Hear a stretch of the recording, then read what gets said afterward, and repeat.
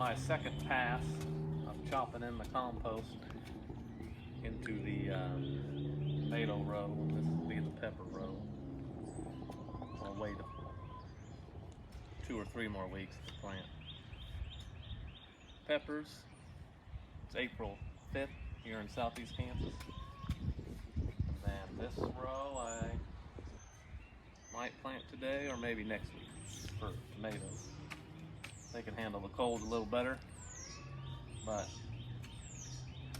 it's pretty easy when you move the water line out of the way.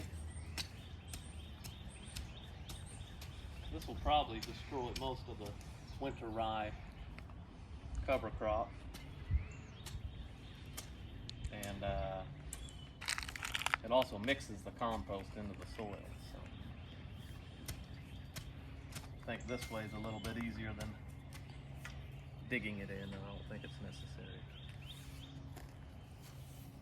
Dig it in. Now here's the cabbages, same variety, farro cabbage from Johnny Seeds.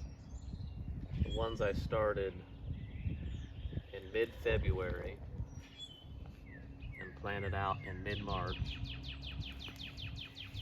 And here's the cabbages I started in beginning of March and planted end of March.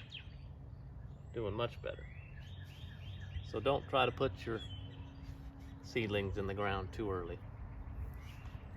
Wait for the right temperatures.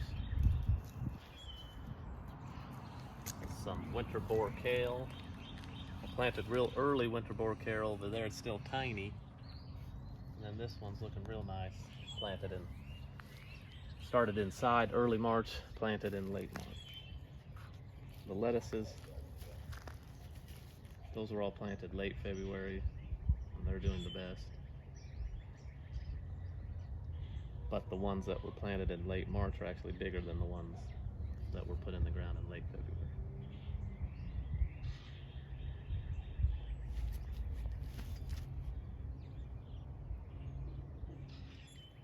So again, you can see, looks like a successful garlic crop going here. A few different varieties in the ground. This one here in the front isn't as growing as well in the back. It's a Transylvania garlic.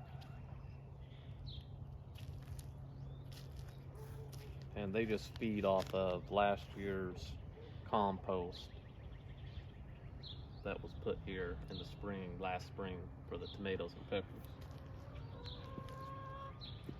Same with the onions.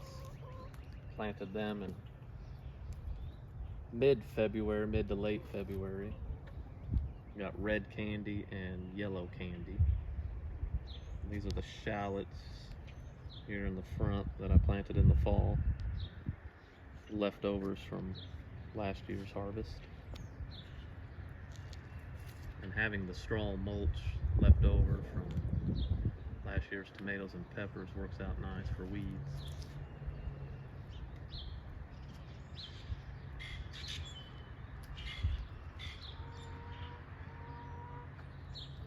Right here I'm experimenting with direct seeding brassicas.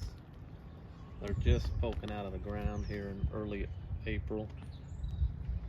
We'll see if they produce well before the heat of summer. Down on the end is some radishes.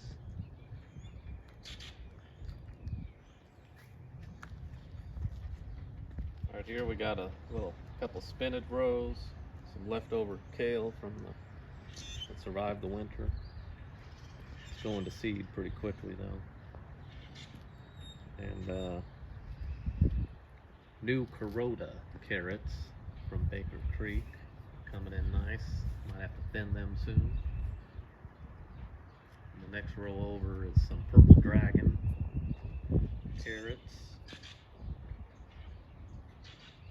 and Red Core Châtenay, little stubby carrots.